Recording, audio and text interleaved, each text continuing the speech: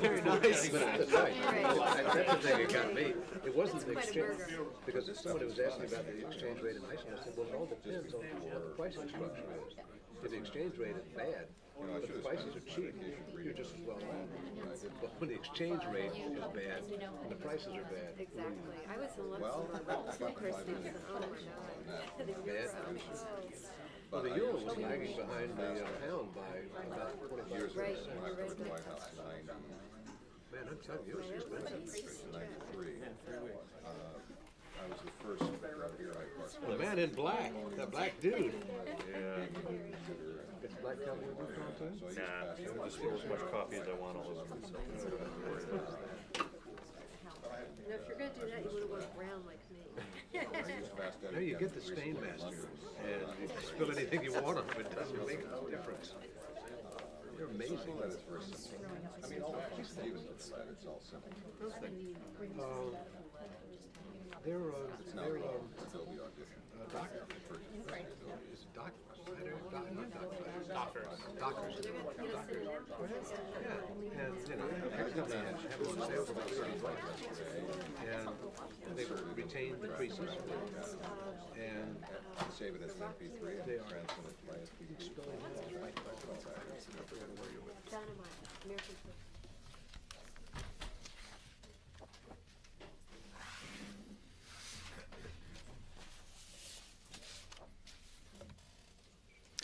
Well, good morning, and thank you for attending. We're here today to talk about DoD's new sexual assault policy. The policy provides a foundation for which the department will improve its sexual assault, its prevention of sexual assault, and significantly enhance its support to victims and increase accountability. Let me introduce who we have with us today, our briefers, and give you just a little bit of historical background on how this policy evolved before I turn it over to our experts. With us, of course, is Dr. David Chu. He's the Undersecretary for Personnel and Readiness, and Air Force Brigadier General K.C. McClain, who is the Commander of the Joint Task Force for Sexual Assault Response and Prevention. As you know, the department's been working collaboratively with the services as well as members of Congress, advocacy groups, and national experts to address the issue of sexual assault within our ranks.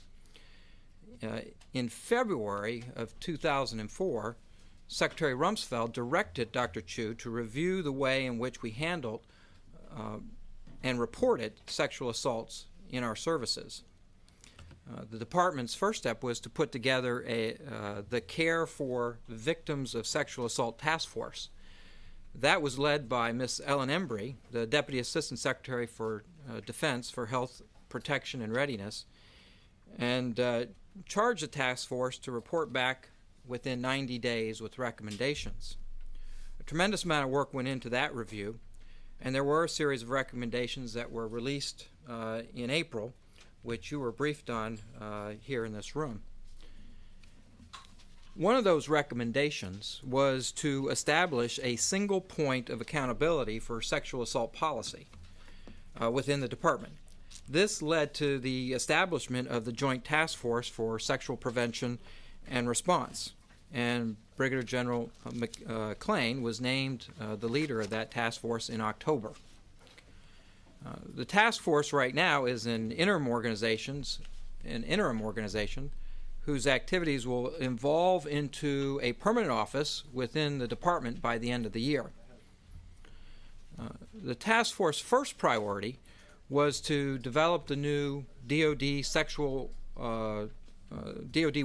sexual assault policy that incorporated the recommendations that were set forth in the task force report on care for victims of sexual assault, as well as from the National Defense Authorization Act for fiscal year 2005, which directed the department to put into place by January 1st of this year a sexual assault policy. That brings us to why we're here today.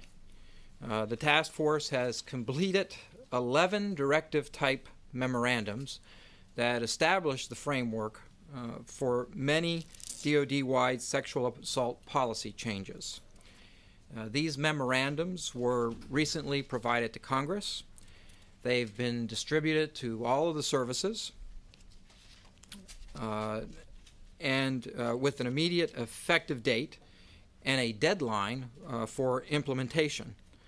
The service branches are now in the process of developing service-specific plans for implementation, and the task force will continue to provide ongoing oversight. Once implemented, the new policy will affect all of our uniformed service members. So with that background and a bit of a lengthy introduction, I'd like to turn this over to the experts to talk more specifically about the policy memorandums and the work that went into them. Dr. Chu. Brian, thank you. Thank all of you for coming to join us this morning. I would like at the start also to extend my thanks to the many individuals who have contributed to this effort and to the production of these policy documents. It's an extraordinary undertaking. It's been done on a relatively fast timetable, and I'm very grateful for their devotion to this set of outcomes. I want to thank the members of the military services who participated with us, members of Congress who have given us their advice, national experts who offered us their wisdom, as well as members of advocacy groups who have pointed out where they believe some of our shortcomings exist and where we need to improve. I should also recall for all of us at the very start that sexual assault is a crime, and it's a crime the Department of Defense does not tolerate. At the same time, we recognize that it is a complex problem in our society at large, and that complexity is reflected in our military departments as well. Could I have the next chart, Colonel Richard? As we looked at the issues we were asked to confront, we realized that we needed to accomplish several things simultaneously. First, significantly enhance education and training to help prevent sexual assault, which of course is the first priority. At the same time, we needed to improve our treatment and support of victims should assault occur. And finally, we need to enhance our investigative system and how we prosecute offenders. Our goal in making these changes is to establish policies that will provide consistency throughout the department, to take advantage of excellence where it's already achieved, but to promulgate it elsewhere where it does not yet exist, and to establish a single point of accountability in a clear and uniform manner to ensure all of our service members receive the attention, treatment, and care they deserve. Next chart, please, Colonel Richard. I am pleased to say that we do indeed have a comprehensive set of policies that we are forwarding to the Congress dealing with this issue of sexual assault. Once they are fully implemented, and it will take time to implement these policies fully, they will, I am confident, change how the military handles sexual assault from the operations arena all the way to the culture of the institution in a profound and lasting way. The new policies address several categories of effort that will improve our dedication to preventing sexual assault in the first place, enhance the support we provide to victims, and increase the accountability the system demands of all individuals in it. I want to cover in some detail what this all entails. Next chart, please. Let me say something, if I may, about the need of meeting the requirements of those who are victims of sexual assault. The department understands that our traditional system does not afford sexual assault victims the care and support they need across the board, and we are moving aggressively to put new systems in place to address this shortcoming. The well-being of the victims is a priority for us, and we are doing whatever it will take to ensure they get the best possible care. The policies we're announcing today will ensure that there is uniformity in the standards of care. So no matter where you are or what branch of service you serve in, you will have the same support systems and the same response personnel available to you. We aim to put in place a seamless reporting structure with specific guidelines and protocols so all assault cases are responded to appropriately and in a timely manner. We will treat victims with the dignity and respect they deserve. I might add that this will hold true for our forces wherever they might be deployed on the globe. And all of these services should be available to everyone, everywhere. We hope that this new policy will demonstrate to our service members our commitment to building a climate of confidence, one that instills the trust in victims that they will receive the care they need, and one that instills in our services that this crime will not be tolerated.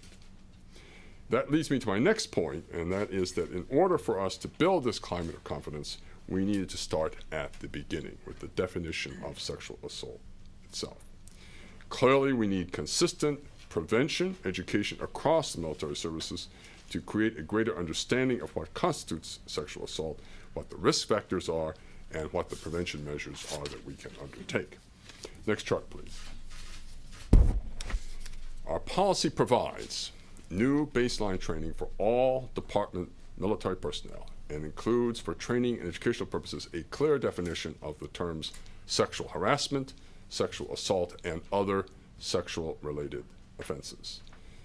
This helps, at least we hope it helps, to eliminate the confusion and uncertainty about which actions constitute which offense.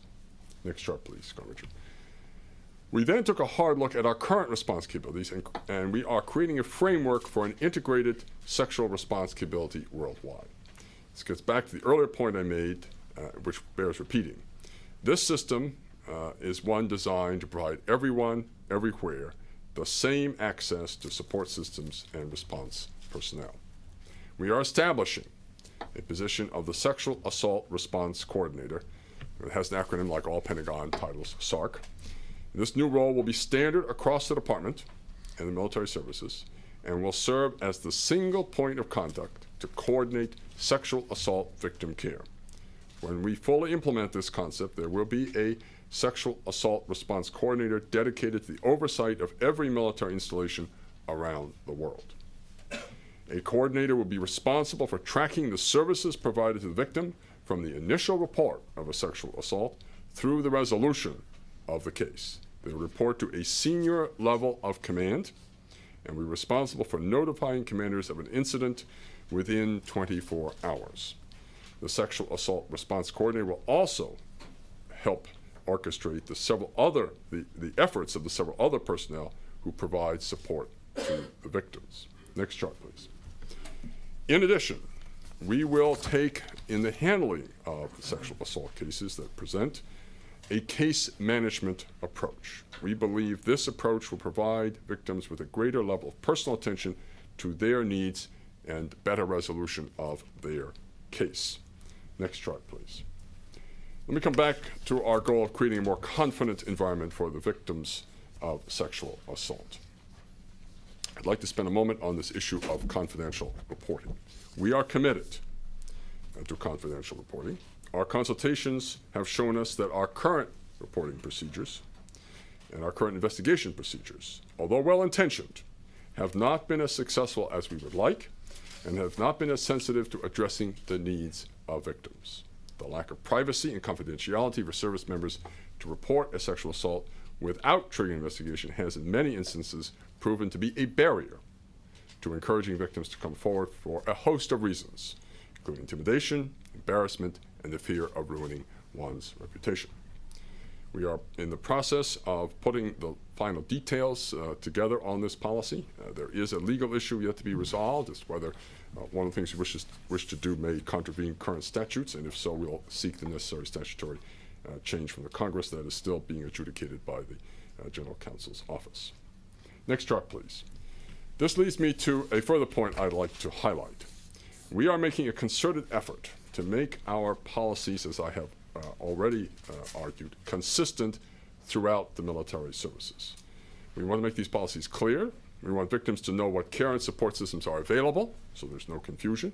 We want to hold our systems accountable, and we want to ensure that victims receive quality care. We want to work collaboratively with local communities near military installations so that, when appropriate, these communities may provide additional services to our individuals.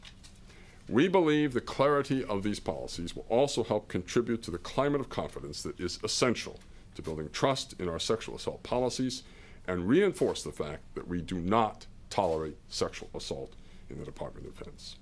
We propose to do this through vigorous training and education programs that are key to maximizing the prevention of sexual assault. Next chart, please, Richard. We have set minimum requirements for each of the services, and those are outlined on this chart. There will be training for personnel at entry, there will be training for personnel at later stages in their career, and there will be training also for those who provide the services to the victims of sexual assault. Next chart, please.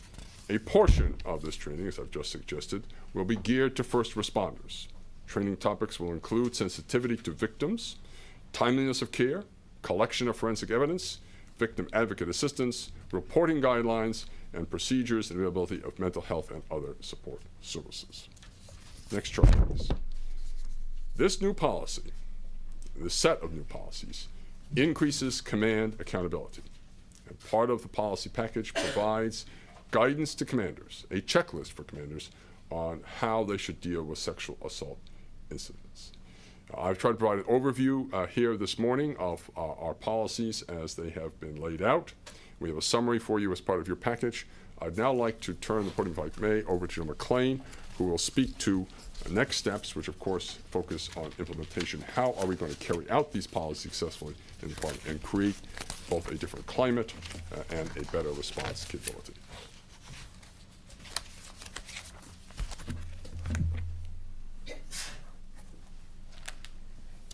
Thank you, Dr. Chu.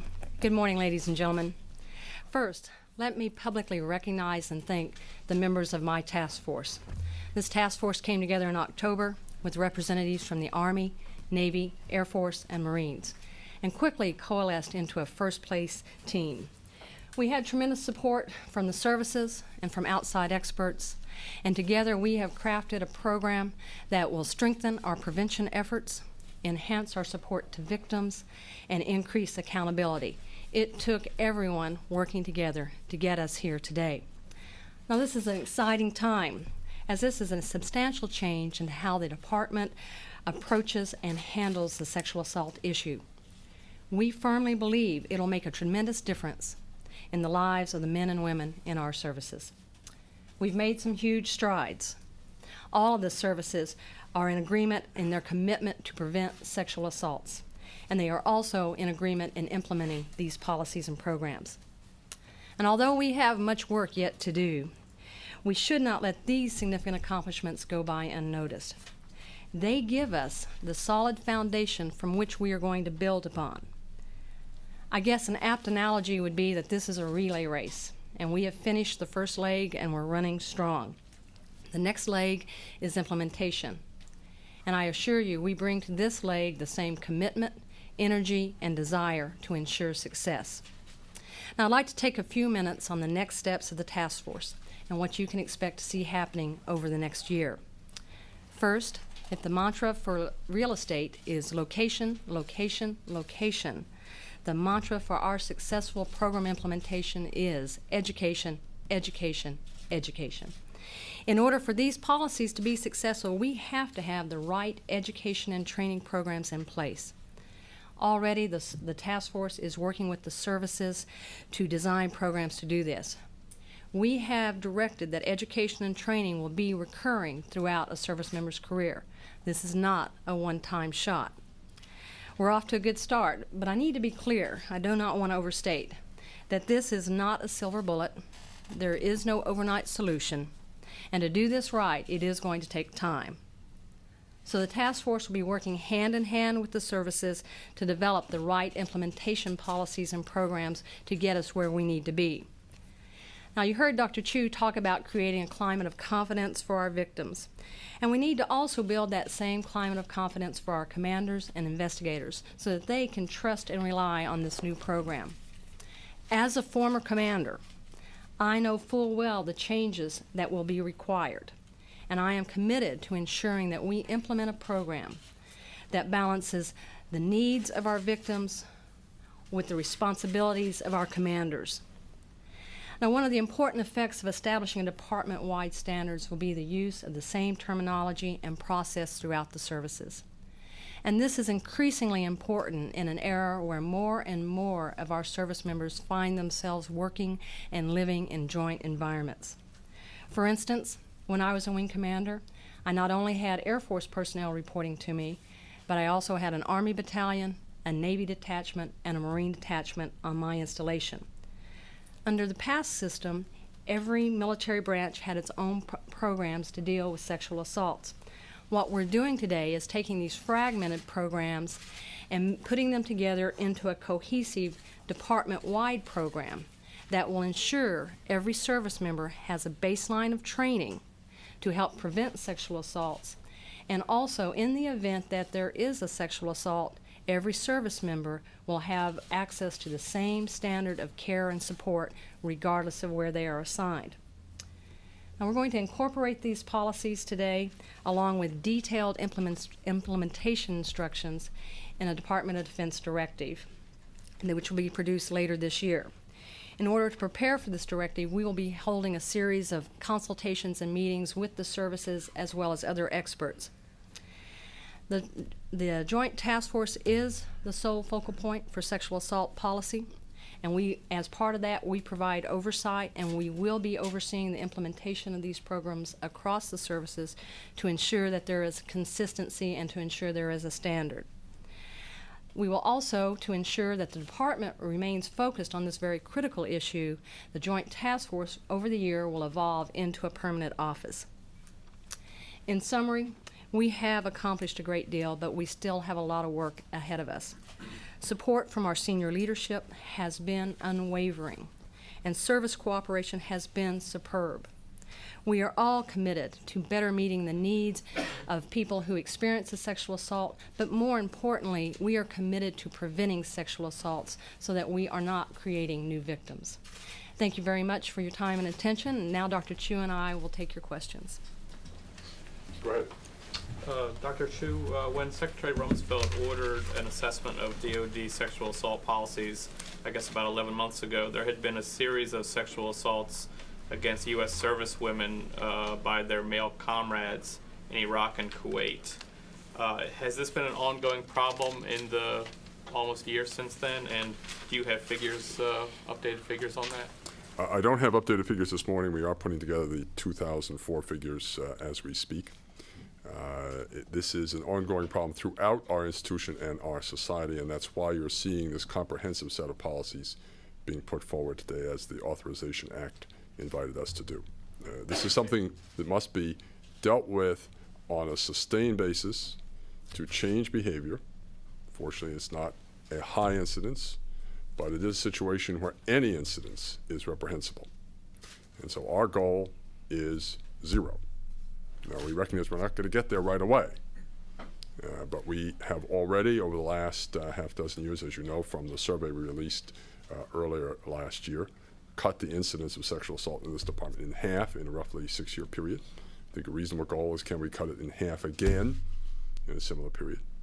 At the same time, and that's the import of these policies, we recognize we have to do a better job of caring for victims when assault does take place, and that's what a good deal of what Jim McClain and I have outlined is all about this morning. Ma'am, you had a question.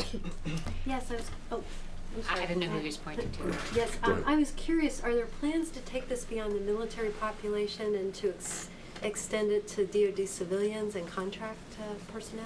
We are our responsibility toward the civilian personnel and the contractors, of course, is a little bit different. We will be looking at that issue next, but I think, if I may, we're going to focus on the military personnel the next few months as our first concern. Sir. This legal issue, I think you said regarding confidentiality and how it may conflict with statutes. Could you explain that in detail? I'd rather not this morning because it's a bit arcane. If there is a legal barrier to how we would like to implement confidentiality, we'll seek legislative changes to fix it. The lawyers are still arguing about whether there is or is not such a barrier. Didn't one of the services have an issue with that aspect of it? No, the services I held a meeting in October of last year with the 3 service secretaries and the 4 chiefs of staff, in which we reviewed the outcomes, and it was on the little history chart that Ms. Whitman presented earlier, the outcomes of a conference we held in which we outlined a possible way forward, drawing on national experts as well as expertise from inside the department. And it is from that summit meeting, so to speak, that these policies evolve. So the services at the very top are all in support of these policies, including this issue of confidentiality. Now, how the devil is always in the details, how you're going to do it, and that's one detail we do have a legal issue on, is can we do it in the way we'd like to? If we can do it within existing statutes, that's great. If we need to get the statutes changed, we'll promptly ask the Congress for such authority. Ma'am, you had a question back there. You mentioned that this was going to apply to all branches of services. I'm wondering if that also means the academies, and building on that, can you talk at all about how this scandal at the Air Force Academy might have influenced this policy? It will apply, the Academy cadets or midshipmen are members of the military services, and so it will apply to them as well. They are, of course, also educational institutions, and so there'll be some tailoring of these policies to fit their specific circumstances. And as you know, Congress has constituted a separate panel to look at the academies, and it is chaired by Ed Mahoing. It is in the middle of its work, and its work will importantly inform exactly how we carry out these concepts in those areas. Sir. Yes, the decline of sexual assaults in the military, some associate that with the lack of reporting. It's not the actual drop in actual assaults. People are just less likely to report. Is there ways you're addressing ways for women to be more willing to come forward when sexual assaults actually do happen? Well, let me make 2 points in response to your concern. First, the incidence rate on which I reported is from anonymous surveys designed specifically to get around the issue that you've raised. Yes, the official figures, and we know this in civil society as well as military, the official figures, in other words, reported to investigators, understate the actual incidence. And so the incidence numbers I quoted you and the fact that we cut it in half is from a set of surveys that we think better estimates the true underlying rate. Yes, this is an issue with our people, and that's why General McClain and I have so much emphasized this morning in our comments, this question of building confidence in our people, that they will be fairly and properly treated if they do come forward. And that's why confidentiality is so important. One of the lessons the civil societies learned, we have learned, is that if the immediate response is you're going to talk to an investigative person, a lot of people say, well, wait a minute, maybe I don't want to go there. Maybe I'll handle this myself or go off base to another organization. We want to create a different climate where our people feel comfortable coming forward. The Air Force Academy has already experimented with this, and this comes back to your question, ma'am, a moment ago. And their finding is if you offer confidentiality, you increase the reporting rate, and more people are willing to say, yes, I'm willing to press charges. Follow-up. Yes, ma'am. In light of what you just said, is there a time frame for resolving this confidentiality issue? Because as you said, if you have to go to Congress to change the law, that can take a lot of time. And by what you just expressed echoes what I've heard from others, that confidentiality is so central to fixing what's broken about the system. And if that's not a part of it, then the changes really aren't effective. We will reach a resolution of the legal issue inside the department in terms of what the lawyers tell me we can or cannot do, I think, within the next week or two. If it does require legislative changes, I am confident that Congress will act promptly. Sir. Yeah, can you help me understand this education? You mentioned education about 20 times up there. I mean, Yes. Are you educating people who don't know that rape is wrong? Are you educating victims? Are you, and can you be a little more specific about how that education is going to take place? Is this in basic training? Is this... The answer to all of your questions is yes. We will start with basic training, but as General McClain emphasized, we will repeat this instruction. And of course, the repetition will occur at different levels. So, for example, one of the things that I have instructed the military departments they must do is they must include a training on sexual assault in the professional military education that our more senior people receive. That includes the so-called war colleges. Because one of the things commanders need to know is, how do I handle this? This does not occur that frequently, particularly reported cases.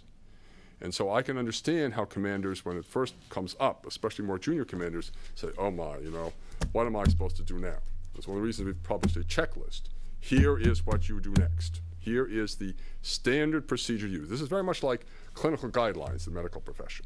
You standardize the treatment so people go through all the steps. It's just like pilots do with an aircraft. You don't want to leave anything out. And it's too easy when it does not occur frequently to leave out steps that, with 20/20 hindsight, prove to be important. So the answer is, just as General McClain said with her little takeoff on the real estate example, repeated education at different stages of their career. And yes, I know this sounds ironic, but often people, including victims, will not acknowledge that an action that has happened to them is indeed sexual assault. It's one of the survey experts' findings. You don't ask people, have you been sexually assaulted? You ask them, have the following specific things happened to you? And then you code that based upon the definition of sexual assault. Is this assault or not?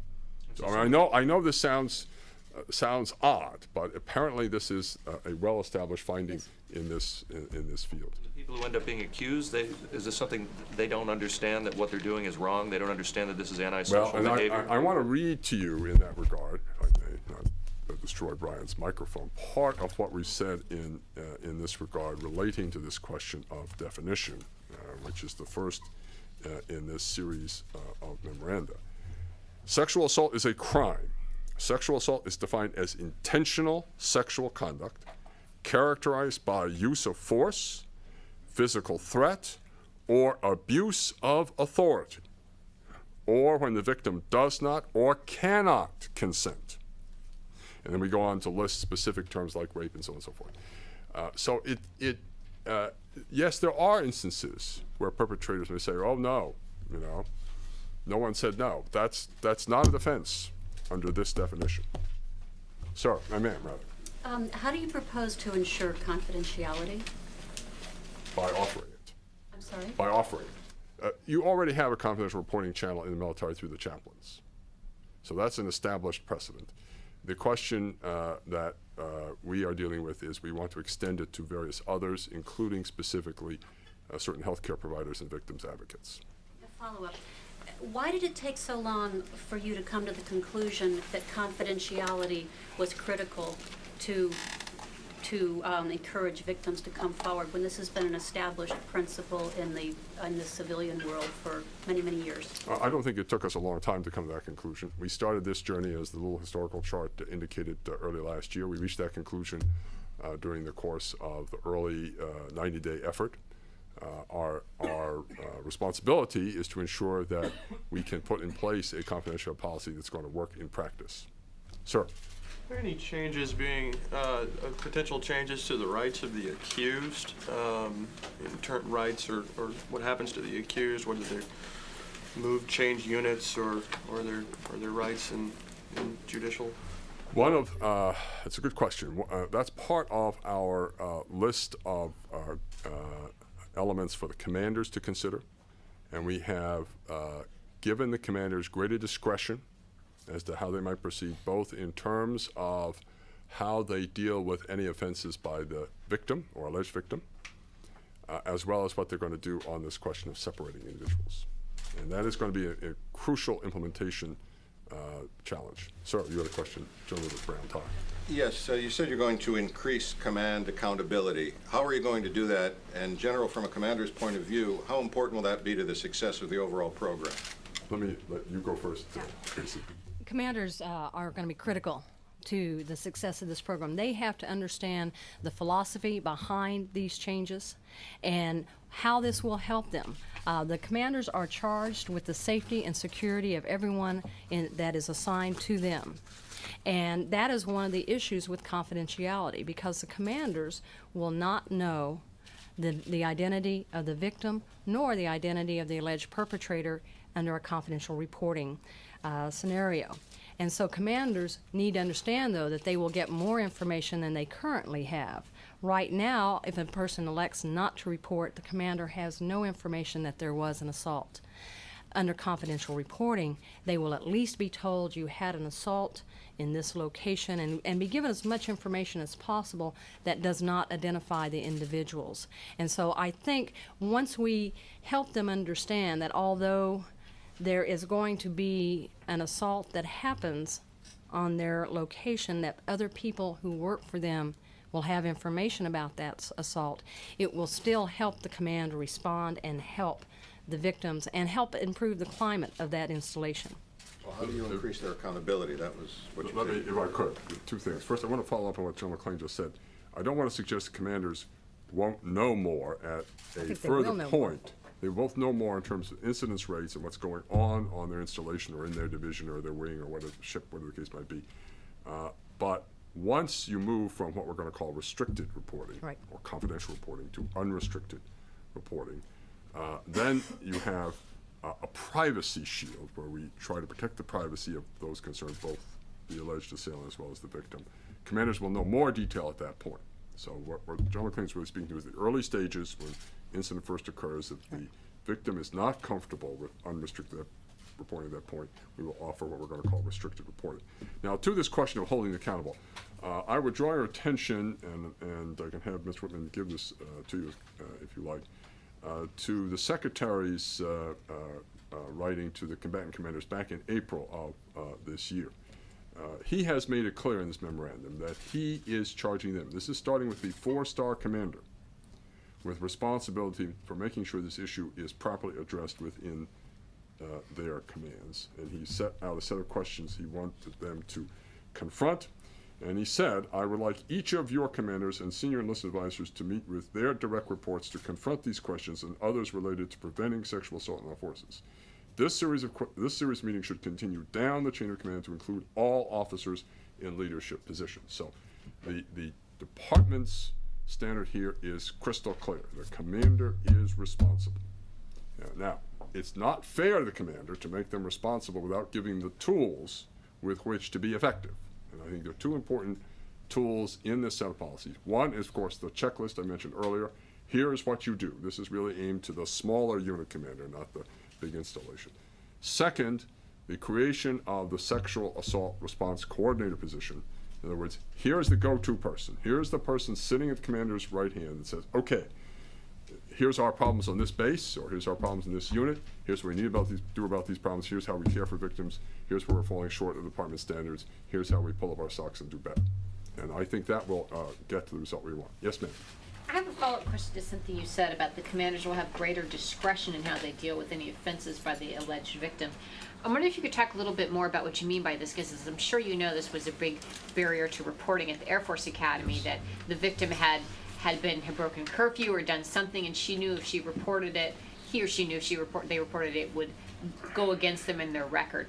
The greater discretion almost sounds like there's still going to be the threat of that if the victim comes forward and she might have been doing something she shouldn't have done, that she's going to be written up for that, or it's going to go down in her permanent record and hurt her career.